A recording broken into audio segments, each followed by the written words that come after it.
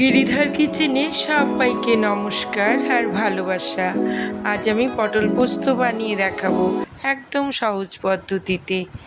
প্রথমে পটলগুলোকে ভালো করে ছুলে দুদিকে এমনভাবে ফেড়ে নেব যেমন দেখিয়েছি।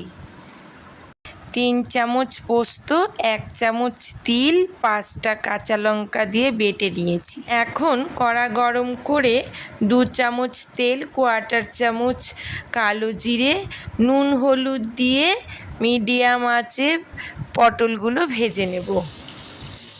রং চেঞ্জ হলেই ভাজা পটলগুলো নামিয়ে রাখবো।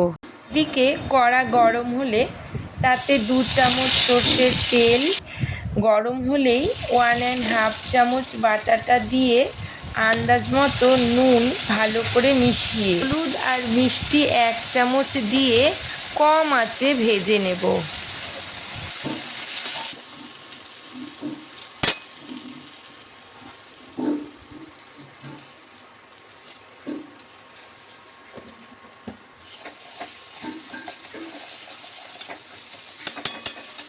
এবারে 1 কাপ মতো গরম জল দিয়ে তাতে 4টে কাঁচা লঙ্কা ফেড়ে দিয়ে ভালো করে কষে নিয়ে ভেজে রাখা পটলগুলো দিয়ে দেব।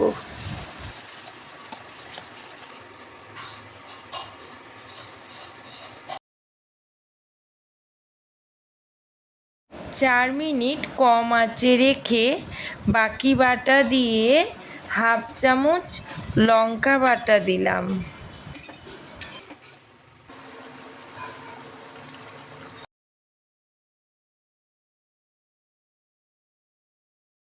এখন মাখো মাখো হয়ে এলেই 2 চামচ সর্ষের তেল দিয়েই নুন ঝাল মিষ্টি পটল পোস্ত রেডি।